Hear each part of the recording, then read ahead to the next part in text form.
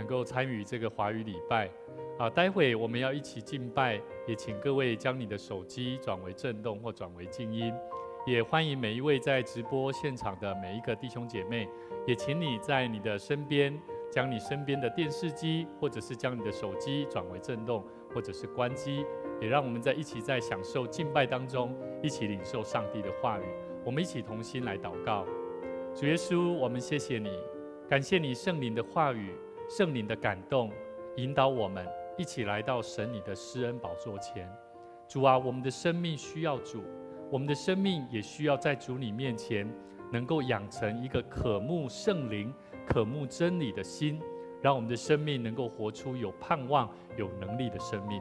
我们感谢主，也让我们一起在神的面前恳求你再一次用你灵魂的祝福、圣灵的祝福，在我们的灵魂生命当中带给我们生命的盼望以及能量，也让我们一起在服侍你、见证主你的作为。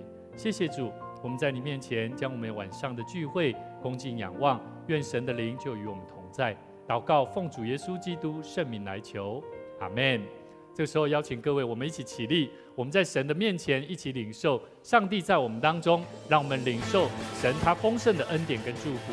这首歌是快歌哈，那可能如果你没有听过，或者是你也没有唱过比较快的歌曲，让我们一起学习在上帝的面前来学习唱新歌，来荣耀神。咱音量帮我多一点，谢谢。我们一起拍手。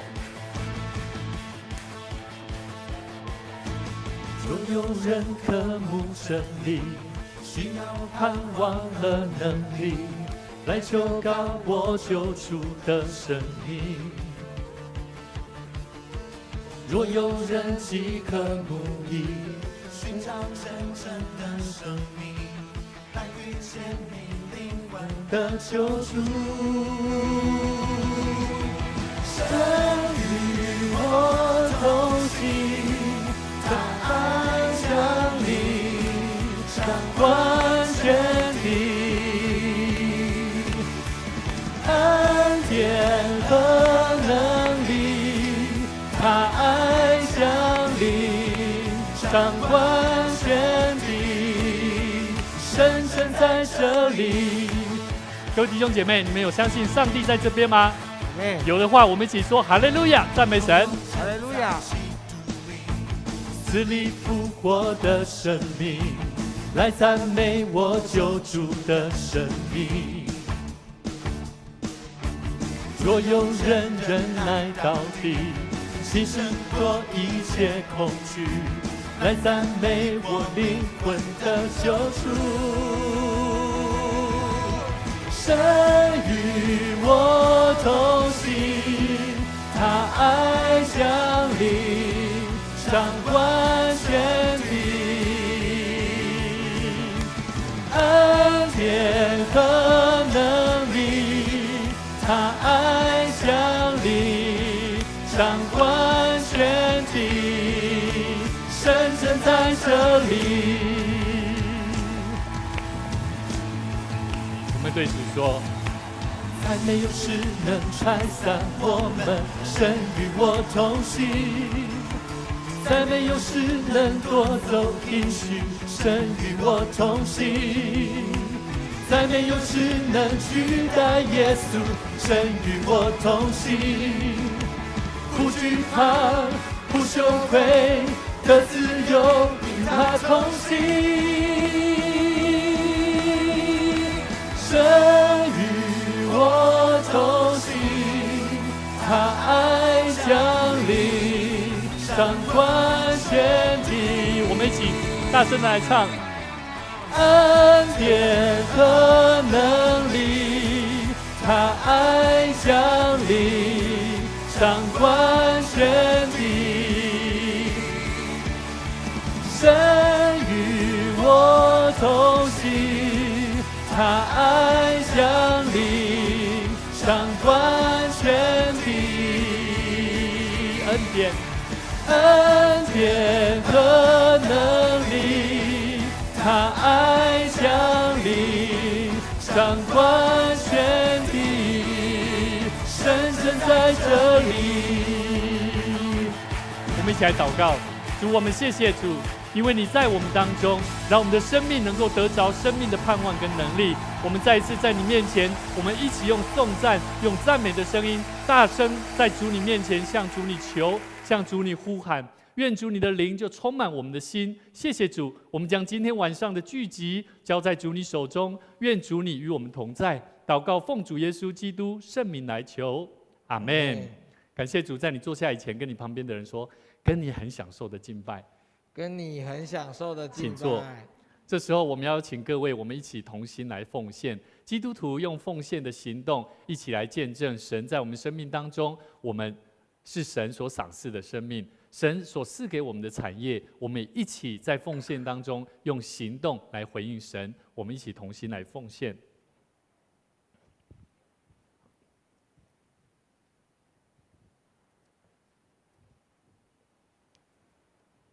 好，我们邀请各位，我们一起起立哈，我们一起起立，我们一起来做奉献的宣告的祷告。我相信凡事都是上帝所创造，他拥有赏赐与收回的权柄。此时，我愿意从你所得到的恩典，用感恩与敬虔的心，奉献在你面前。求主在我每次甘心乐意的奉献中，操练我更加顺服委身，分别我的生命。我相信奉献是栽种丰收的种子，我深信奉献是实践基督的生命，我确信奉献是生命主权的交托。求主按照你的信实与怜悯赐福我们，保守你的教会，坚固你的百姓。奉主耶稣基督的名来求，阿们。感谢主，我们一起请坐。各位家人朋友们，大家平安。平安。很高兴我们能够再一次在每周六，我们一起在这边一起来领受神的话语。今天牧师今天牧师要跟大家分享一个主题我们这几周都在跟大家分享一个，我们要如何活出一个基督徒应该有的品格素养。那这个品格素养，也就是说，我们的生命不只是单纯领受圣经的真理、知识、智慧而已。而是要让我们的生命能够活出一个基督徒应该要有的样式啦。好，所以呢，一个培养热忱、真实的灵性生命的基督徒，他必须应该要有几个生命特质。今天牧师要跟大家分享一个生命特质，叫做对上帝的同在满怀热情。什么意思？简单来说各位有没有感受过上帝同在的经验？有没有？可是，当你有感受到的时候，这个经验感觉比较像是什么？某件事件的发生，而让你经历到好像上帝与你同在。可是，当在平时一般的生活当中，你要怎么样去感受上帝与你同在的那种热情的感受是比较少的。所以呢，牧师时常在想，在我们生命里面，我们怎么去看待这件事？我们一起来看一段短短的影片哈。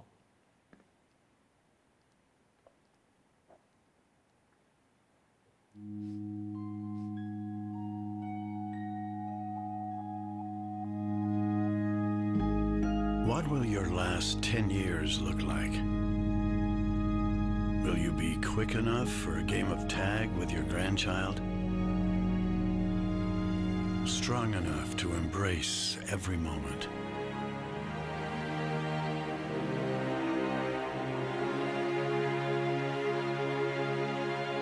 Will you grow old with vitality?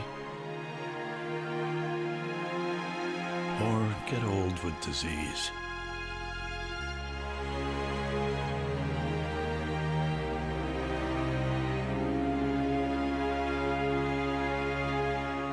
It's time to decide. The average Canadian will spend their last 10 years in sickness. Change your future at makehealthlast.ca.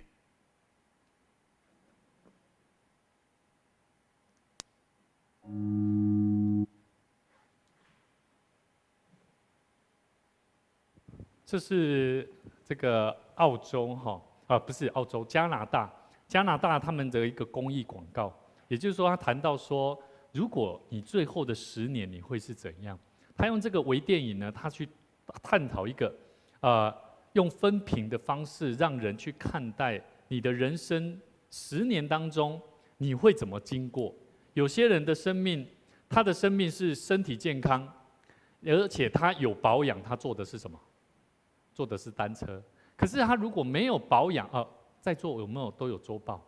因为现在我们牧师都有把这个那个子安把周报发给没有周报的，里面牧师会期待你可以拿一支笔然后把今天牧师讲到的里面的内容重点，这边也有笔有没有人没有笔的？来，可以做一下笔记对大家回去也很有帮助。好，所以呢，身体健康的人有保养，他坐的是单车；没有保养的时候，他坐的是轮椅。甚至呢，很多时候，子安帮我播放一下。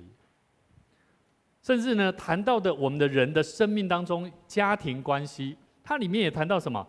家庭里面呢，如果有保养，亲人就喂你吃东西，是一种什么事情？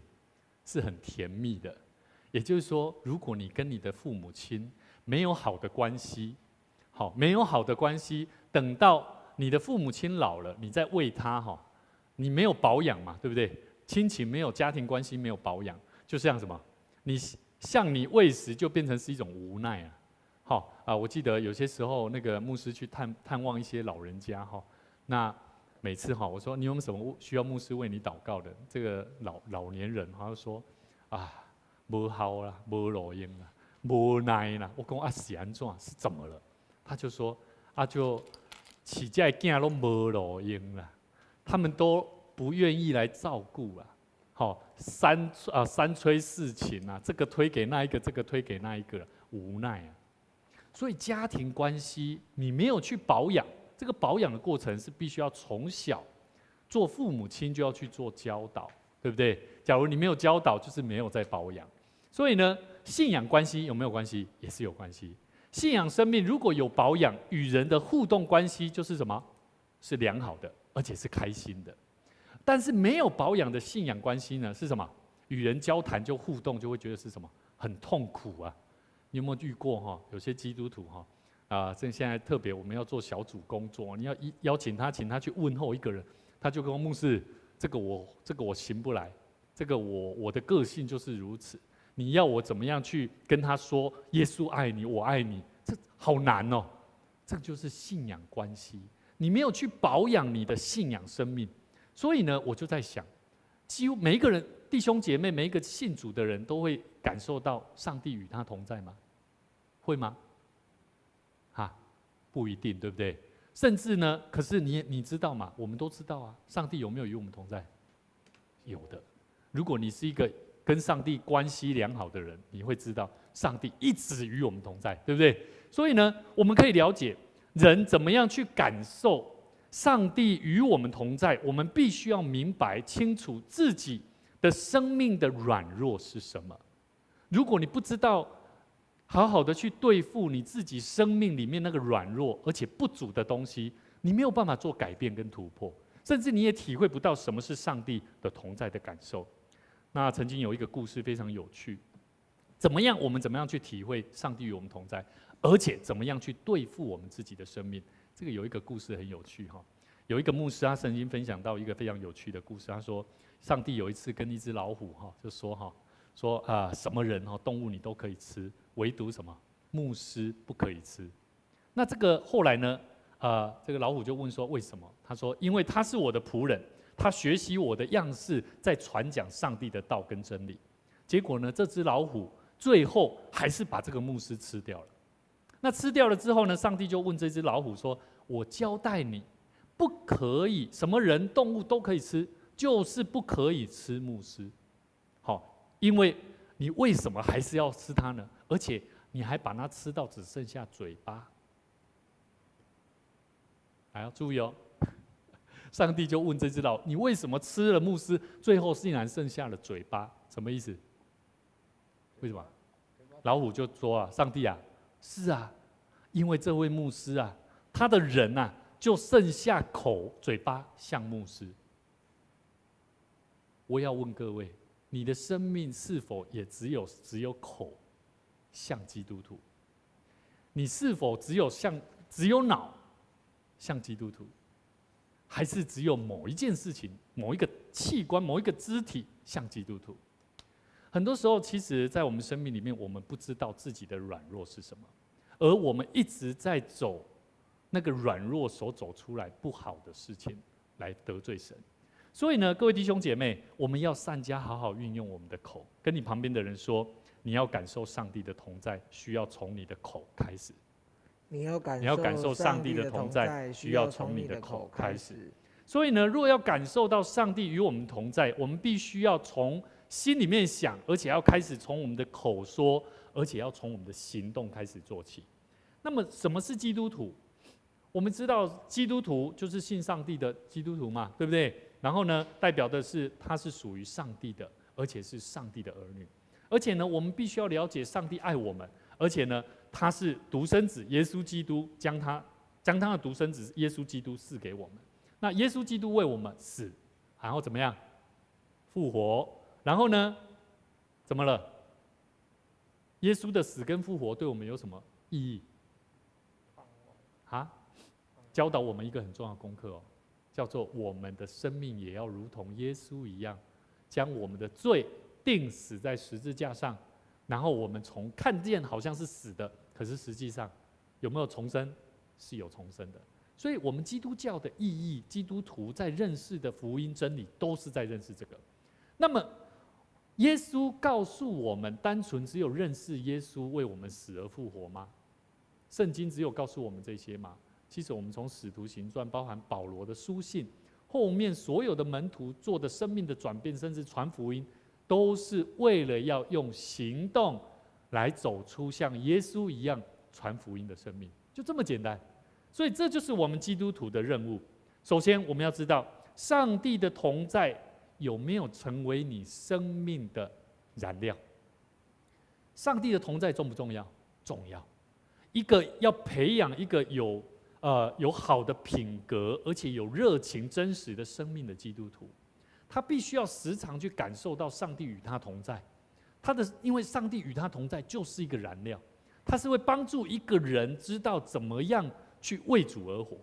所以我们知道，我们谈到要赚钱，好，教会要兴旺，家庭产业要丰盛，工作要顺利，我们都知道，没有能力有没有可能发生？有没有可能？有哦。你想要赚大钱，你想要教会兴盛，家庭产业丰盛，没有能力有可能发生哦？有啊，不可能啊。没有能力怎么会发生？你没有能力，你会骑脚踏车吗？你没有平衡感，你平衡感的能力，你不会骑脚踏车啊。他懂我意思吗？你没有医学知识，你怎么当医生？所以各位弟兄姐妹，我们都知道，每一个人都需要能力，而且需要燃料。一台机车没有油，它会跑吗？不可能啊。所以我们必须要了解，一台宾士它可谓说引擎最好的引擎的制造厂商的车厂，对不对？好，它车子如果没有油，它有办法跑吗？有办法运用到它的引擎吗？不可能。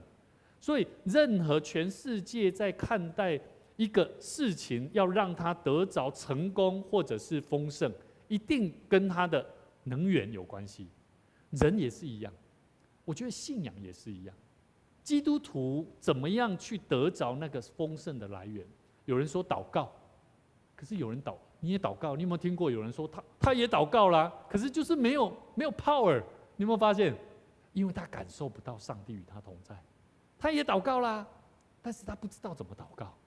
他也祷告了，他也灵修了，可是他的生命还是活得一塌糊涂，有没有？有啊。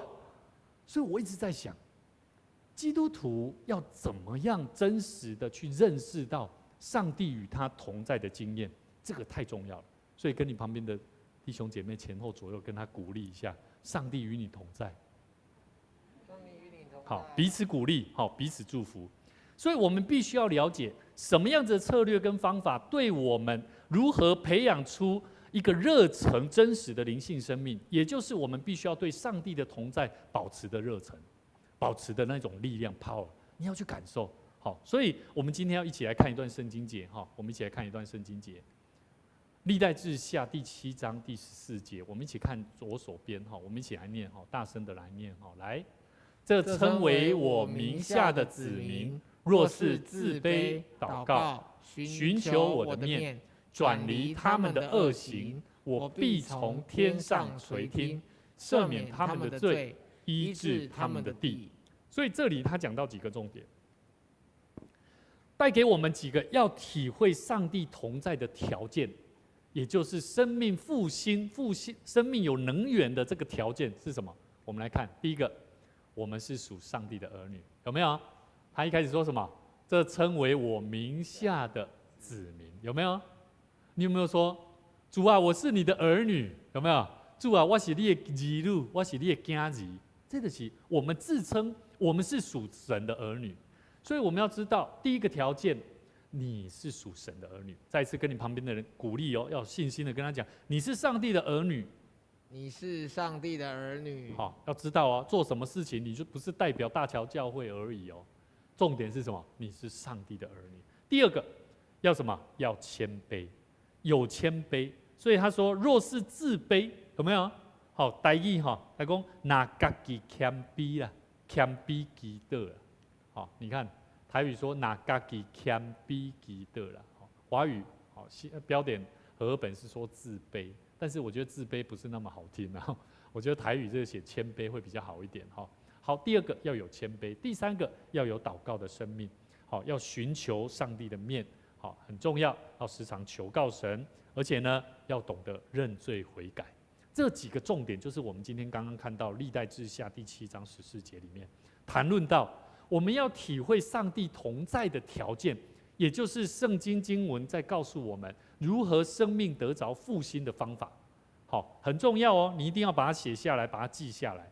各位弟兄姐妹，我们的生活、我们的生命、我们的环境，时常有很多的事让我们感觉非常的繁琐。但是如果生命当中如果都是充斥着你好忙哦，最后期限快到了，甚至呢很多事情、很多事工、很多事情烦着你。很多时候我们会忘记我们是上帝的儿女，甚至我们忘记要谦卑下来，顺服神，而且要祷告，对不对？甚至我们会忘记了我要来求告上帝。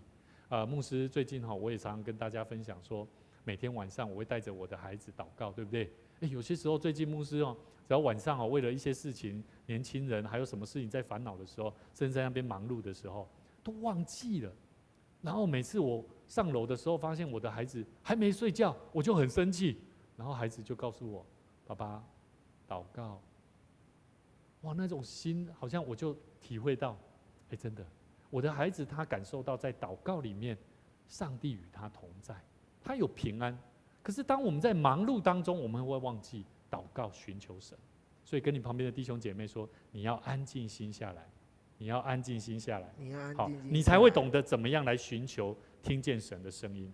所以呢，我们要怎么样去寻求听见主的声音？我们一起来认识。因为当你懂得听上帝的声音，你就能够体会上帝的同在。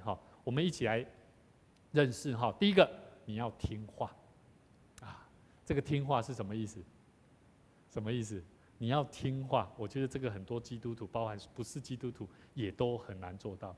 一个做主的工人在他的个人生活里面，他必须有一个习惯，就是他要懂得听话，不是顺服的听话。好，注意哦，听话不是顺服的听话，顺服他是坐下来能听别人的话，而且能听了能够懂的话。好，大部分我们都会以为说，哇，听话我们要顺服。基督徒有没有？基督徒谈到顺服的时候，都会发现说，连他讲的话，我们都会制止他，说你不要再说了。基督徒学习顺服吧，懂我意思吗？其实我觉得这还蛮压抑一个人的，有没有？这个还蛮恐怖的。基督徒如果学习这种态度，去告诉别人，当他心情不好，当他怎么样的时候，你告诉他安静心下来，奉主的名，你要顺服神。哇，这种我觉得很有压力，懂我意思吗？你要听话，什么意思？我觉得基督徒要学习，当你关心一个人的时候，你要学习懂得怎么去听一个人的话。以前牧师，我时常犯了我刚刚所讲的那种行为。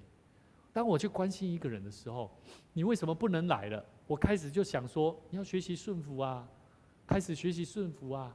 其实往往我回想起来，我都会发现，我并没有听懂这一个人所说的话。这样懂了吗？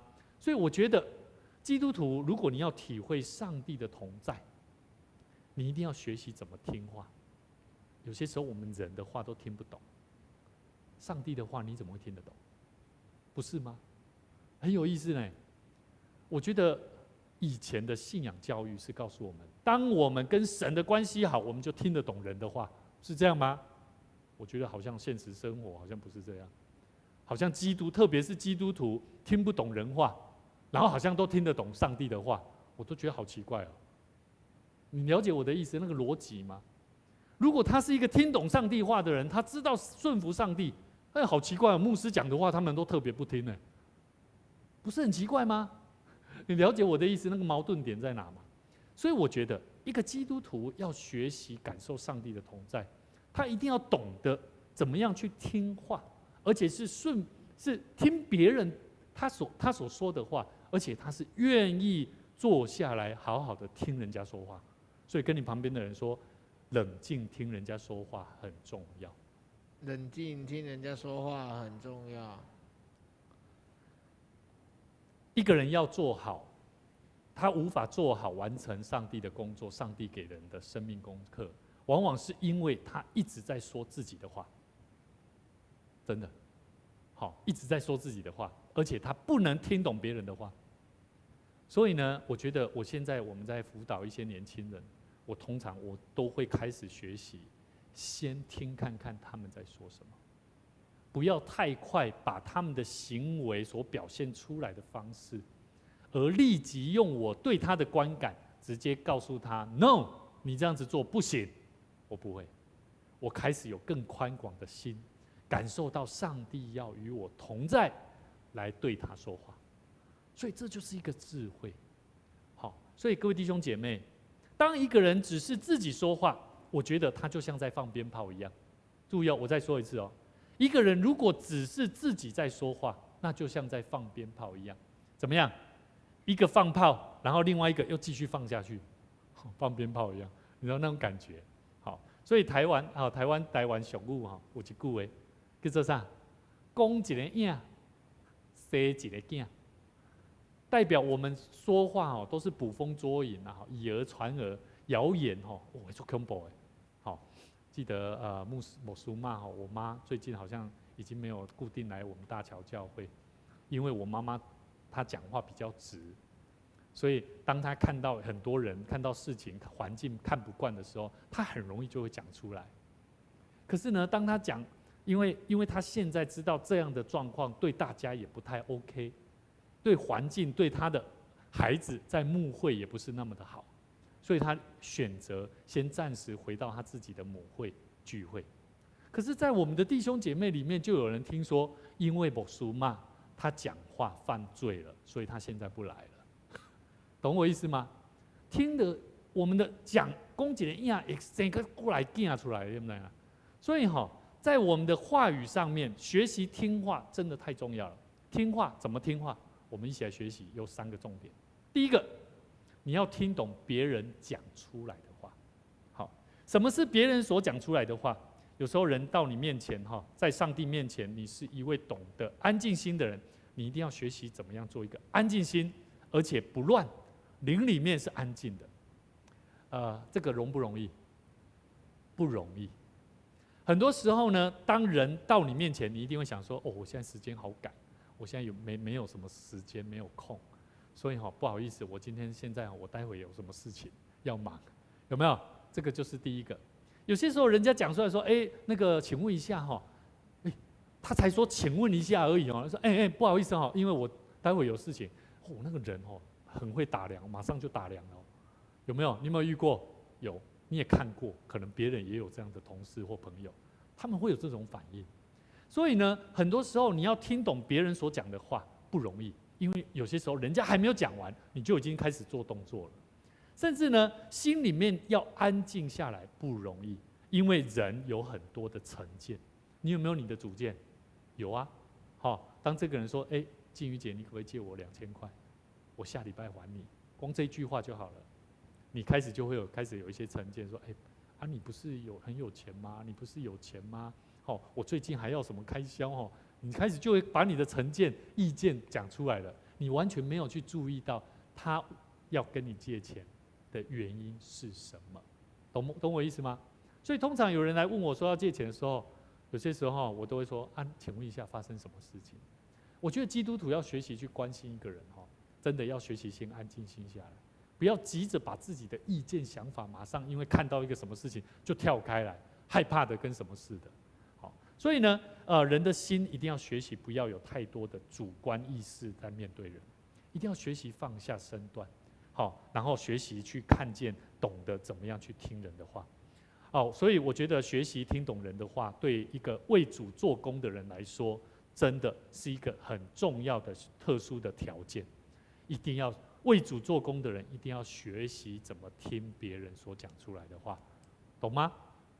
所以呢，宗然，你有没有为主做工啊？你现在有没有在服侍神啊？有没有？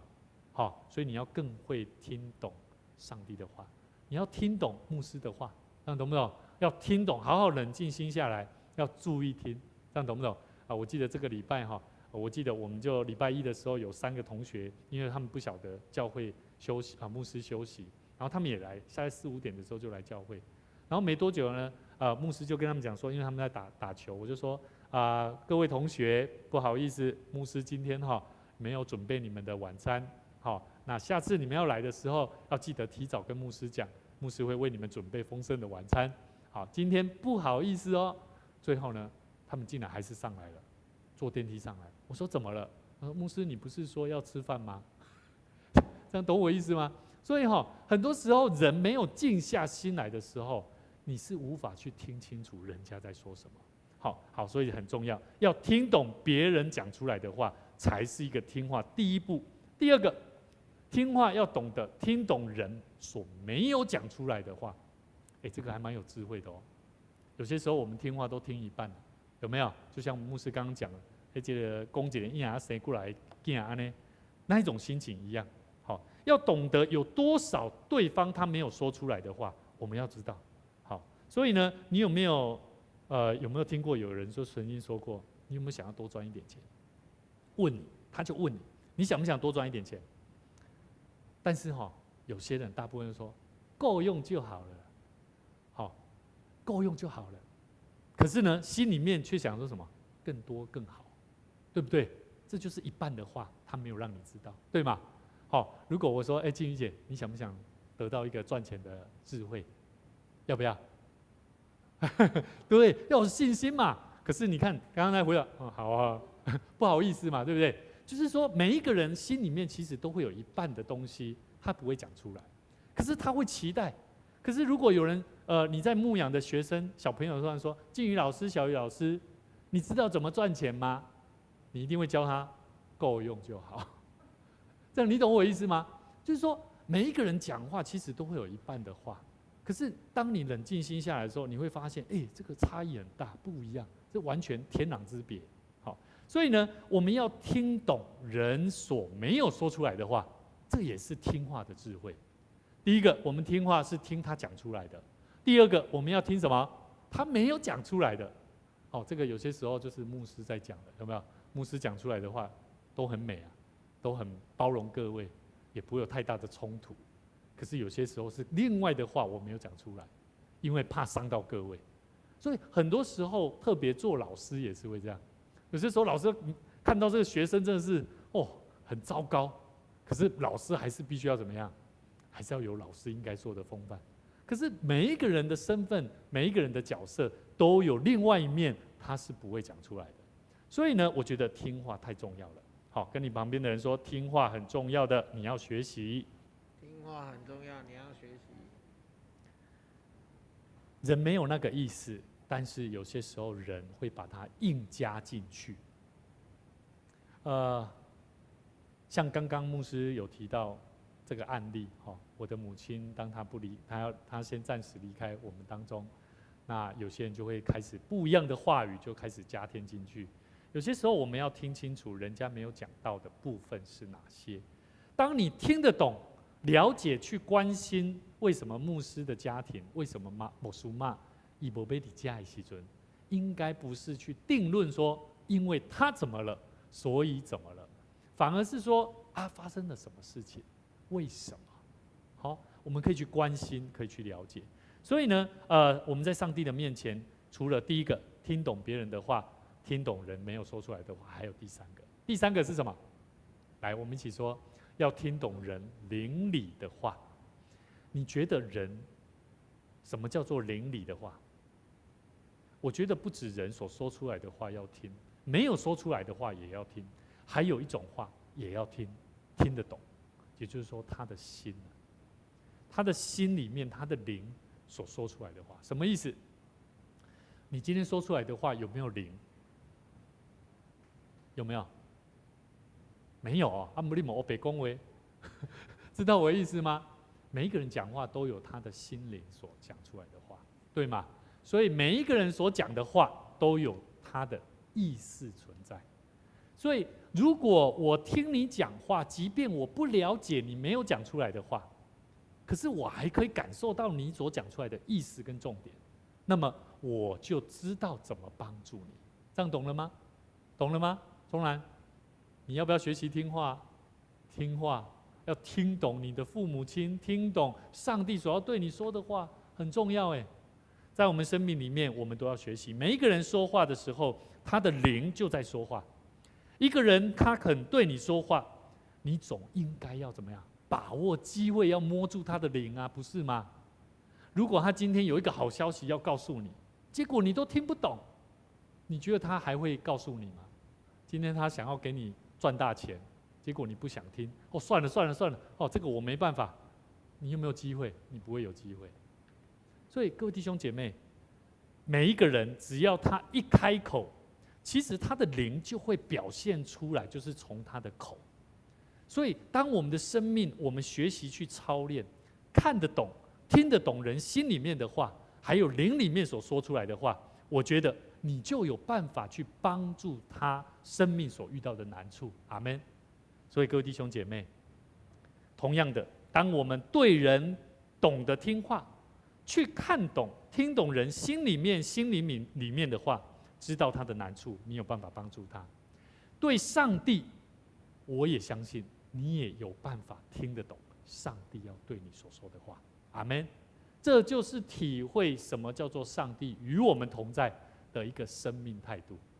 所以各位弟兄姐妹，我觉得箴言第3章第5节到第6节说，你要专心仰赖耶和华，不可依靠自己的聪明，在你一切所行的事上都要认定他，他必指引你的路。有很多人不懂，他无法理解为什么讲的那么的确定。你说你很专心仰赖，我都有聚会啊，我也都有干嘛？我也不依靠自己，我都全心全意的交给神，可是我怎么都感受不到上帝在带我呢？他说什么？在你一切所行的事上都要认定他呢？光这个认定是一个行动哎，前面只是说明哎，有没有？可是他说你要认定他哦，这是一个行动的态度，他才会指引你的路。所以各位弟兄姐妹，除了我们要懂得学习怎么听话，第二个，牧师要教导各位，我们怎么样体会到上帝的同在，就是你要祷告求圣灵。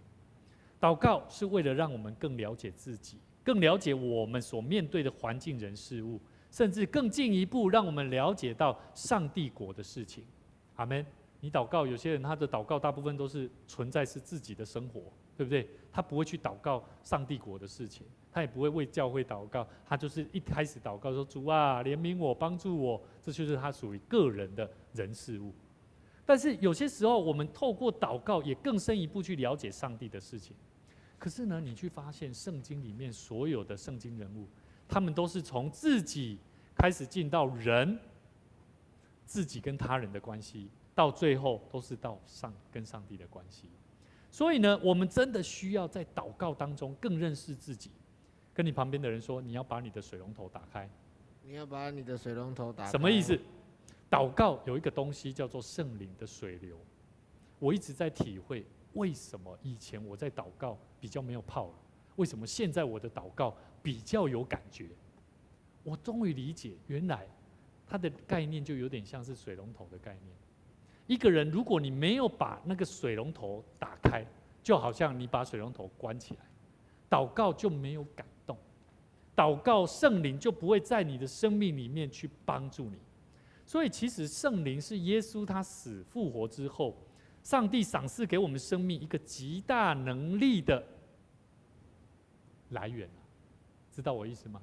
我刚刚有讲到这个汽车要有什么？要有油嘛，要有那个燃料嘛，对不对？基督徒也一样啊。每一个人基督徒都知道祷告很重要，可是为什么有些人祷告他就有能量，有些人祷告他就怎么样，就没有 power， 没有能量，甚至没有信心，没有盼望，就在于他有没有领受圣灵。所以各位弟兄姐妹，我们要了解圣灵的工作真的就像水龙头一样，你无法说我要把它关起来，我就是这样，我有祷告就好了，我不想领受圣灵。我告诉你，你的心非常的刚硬。我相信，当你愿意把心敞开的时候，那个圣灵会不断的到你的生命里面，就好像那个你充电啊呢吼，那不是一个抽象的吼，不是第几次元的一种空间的东西。我觉得那是一个圣经里面教导我们、告诉我们。所以基督徒人生当中最重要的是，我们不是单纯去听那些有权有势、有钱人所说的话。我们不是要靠这个，我们要靠的是什么？圣灵的大能。跟你旁边的人说，你要靠圣灵的大能。你要靠圣灵的大能，真的凡事都能做。好，真的，当你靠着圣灵的大能，你凡事都能做。那我觉得在我们的生命当中，我们必须要依靠上帝，不是依靠人，依靠上帝所赏赐的圣灵，在我们生命里面不断的对我们说话，不断的帮助我们。最后，牧师要跟大家分享一段圣经节哈，好，在撒迦利亚书哈，这个经文填错哈，撒迦利亚书第4章第6节哈，第4章第6节，我来念哈。万军之耶和华说：“不是依靠势力，不是依靠才能，乃是依靠我的灵，方能成事。”我的灵是什么？就是圣灵。圣经里面既然教导我们，万军之耶和华说，不是依靠势力，也不是依靠才能，即便你有多会祷告，你有多什么样的势力能力，我觉得都不如我们去好好的领受圣灵的工作。求主帮助我们，让我们一起学习与主同在，去感受那个与主同在的热情的生命。好，跟你旁边的人说，你要怎么样？有2个重点，学习什么？听话。好，听话要听哪3种话？来，我们再来复习一下哈。听话要听哪3种话？第一个，要听懂别人讲出来的话；第二个，听懂别人所没有讲的话；第三个，要听懂人灵里面的话。好，这就是听话的3重点。第二个，你要怎么样？你要透过祷告求圣灵来帮助你。我觉得这几个重点你抓到了，你懂得听人的话，你就有办法听得懂上帝的话，因为你听到人的生命的深处。他是很现实看得到的人，你有办法听得懂看得到的人他的生命的话，你才有办法听得懂上帝的话嘛，不是吗？所以记得哦，牧师刚刚有分享到，以前我们的教育是，只要你跟上帝的关系好，你与人的关系就会好。我觉得不见得。现在很多基督徒他是活在他的世界认识上帝，可是上帝所给我们的福音是要我们走入与人群里面。所以我觉得与人的关系、认识这个智慧、听话，我觉得很重要。它不是一个顺服的生命去听他，去听话，顺服那个命令，不是，它是一个听得懂的话的一个态度。愿主赐福大家，让我们一起领受这份祝福，让我们更深的去体会到上帝与我们同在。阿们。我们一起同心来祷告。主啊，我们感谢你圣灵的大能，带领我们一起领受。我们要学习如何来透过更深的来认识主你的话语。求主你将你生命的盼望对我们自己的生命能够再次开启属天的祝福，也让我们有更多的热忱的心，能够真正去培养出一个真实热忱的生命来牧养，来传福音。也让我们在神你的话语里面，在传福音的当中，让我们赏赐给我们足够的智慧，学习去听得懂别人的话语，也让我们真正的为主你做真实的工人。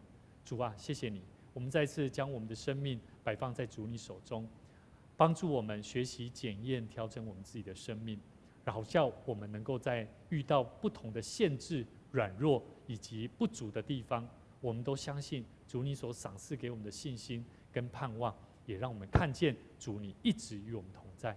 谢谢主，我们再次将我们以下时间交托仰望，也愿主你继续带领我们的教会，能够继续成为神你所合神心意的教会，时常在祷告当中领受圣灵，我们一起用行动，用传福音的见证来分享主你的爱。谢谢主，我们将以下时间交托仰望、祷告，奉主耶稣基督圣名来求，阿们。愿主赐福大家，在每周六的晚上6点半，我们一起同一时间一起来敬拜我们的神。愿你平安。